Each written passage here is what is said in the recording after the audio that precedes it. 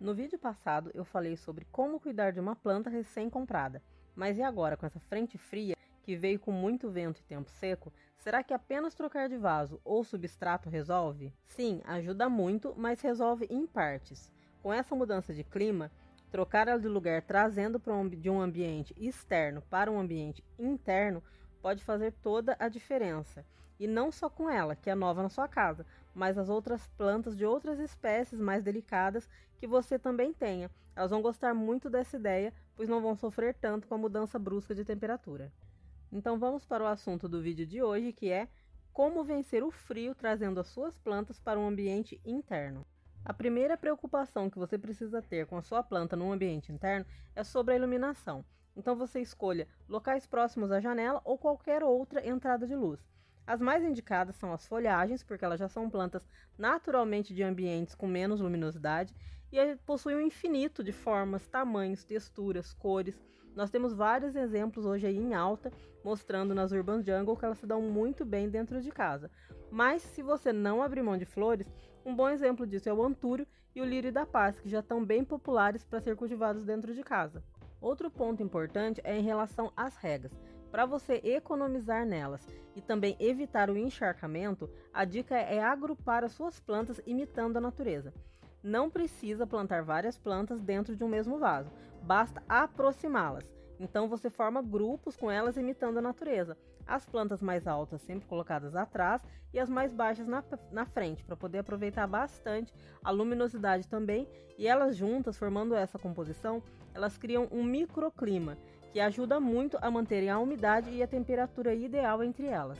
E antes da gente dar continuidade ao assunto, me conte se você já tem alguma planta cultivada dentro de casa que você já tem há muito tempo. E deixe seu comentário aqui para a gente saber como que você cuida dela. Se você acha fácil, se acha difícil, se acha que valeu a pena.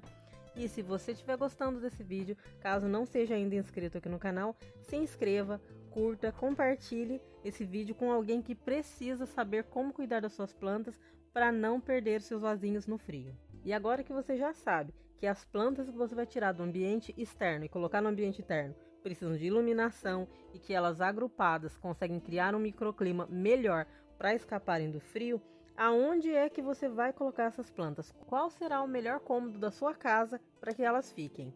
Será o banheiro? Será a cozinha? Será o quarto? Será que tem algum lugar que pode ou não pode colocar as plantas? Na verdade, você só não pode colocar qualquer planta em um ambiente escuro. Quando eu digo escuro, eu não estou falando de luz difusa, eu não estou falando de um lugar com pouca iluminação, estou falando de um lugar escuro. Porque mesmo assim na natureza tem algumas plantas que ainda suportam bem pouca luminosidade, mas nenhuma delas suporta luminosidade zero. Digamos que o cômodo que você escolheu para colocar uma planta foi o banheiro. Nesse cômodo você pode colocar alguns tipos de palmeiras, como a Rafis, que é bem famosa, bem popular e muito fácil de cultivar. Podem ser também suculentas, lembrando que as suculentas têm as próprias para sol pleno e as para local sombreado. Então você escolhe essas de local sombreado. Pode ser também a jiboia, que você pode utilizá-la como planta pendente, a peperomia scandens, lembrando que esse ambiente, por ser uma área mais úmida, já vai ajudar na hidratação da sua planta por causa do vapor de água. E na cozinha, será que é possível ter plantas? Quando a ideia é fugir do frio, a cozinha parece ser o lugar mais ideal, até porque ela é mais quentinha. Na verdade, é possível sim, só precisa se ligar em alguns detalhes. Por exemplo, não coloque plantas próximas ao fogão, porque a variação brusca de temperatura e até mesmo alguns respingos podem prejudicar ela. Escolha plantas de folhas lisas, firmes e fáceis de limpar, pois uma planta na cozinha requer limpeza nas suas folhas, para não acumular poeira ou gordura. Agora eu vou falar de um mito que muita gente já deve ter ouvido, que você não pode ter plantas no quarto onde você dorme. Na verdade, a questão é a seguinte: durante o dia as plantas tiram do ar o gás carbônico e expelem o oxigênio, e à noite elas fazem exatamente o contrário, o que não significa que elas irão roubar o seu oxigênio e te asfixiar durante o sono. É como se tivesse um pet dormindo com você no seu quarto, nada demais. Sendo assim, então o cuidado que você deve ter realmente é não colocá-las em algum lugar que te atrapalhe, que te faça tropeçar, que cause algum acidente. E se você optar por usá-las penduradas, não fazer isso sobre a cama, apenas pelo risco de queda do vaso, de folhas ou algum inseto que possa estar morando ali dentro. Uma opção que está em alta, que a gente vê muito aí nos sites de decoração, é colocar prateleiras com plantas. Aí sim eu acho que fica uma boa saída. A verdade é que, independente do local onde você vai colocar uma planta, a preocupação principal é a iluminação que ela precisa para fazer a fotossíntese, independente em um ambiente externo ou um ambiente interno.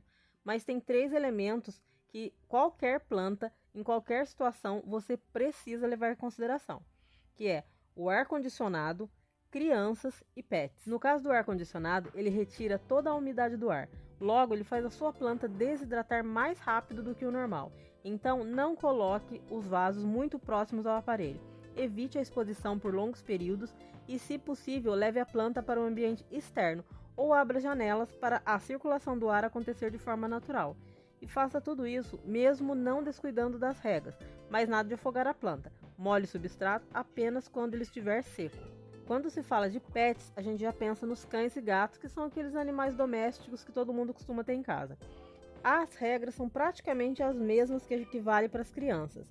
Deixe sempre fora do alcance, com o acréscimo de que alguns animais podem subir imóveis e, mesmo assim, movidos pela curiosidade, vulgo xeretice, a propósito como esse que vocês estão ouvindo gritando de fundo, alcançar a planta e se envenenar.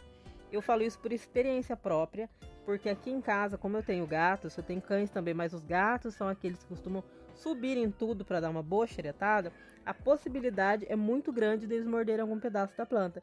Então eu faço uso daqueles hanger plants, que são aqueles suportes feitos em tecido ou feitos com macramê, crochê, com diversas formas, que você pode colocar na sua casa e não ter preocupação de os seus bichinhos comerem algum pedaço da planta. E as crianças? Como é possível você ter plantas em casa sem se preocupar com as crianças? Na verdade, é muito simples. Pesquise sobre a planta antes de trazê-la para dentro de casa. Muitas plantas comuns são plantas venenosas. Mesmo aquelas que a gente já tem há muito tempo em casa, às vezes a gente não sabe que ela é uma planta venenosa. Como, por exemplo, o lírio da paz, a espada de São Jorge, a lantana, o comigo ninguém pode, inclusive aquela planta bico de papagaio, que é bem comum durante o Natal. E depois dessas dicas, você viu como é fácil trazer as suas plantas para dentro de casa? Eu espero que você tenha me acompanhado até o final desse vídeo e, caso tenha gostado das informações, se inscreva no canal, dê um like, compartilhe e comenta se você gosta das dicas ou acha que tem que acrescentar mais algumas coisas. Eu agradeço muito pela sua atenção e até o próximo vídeo.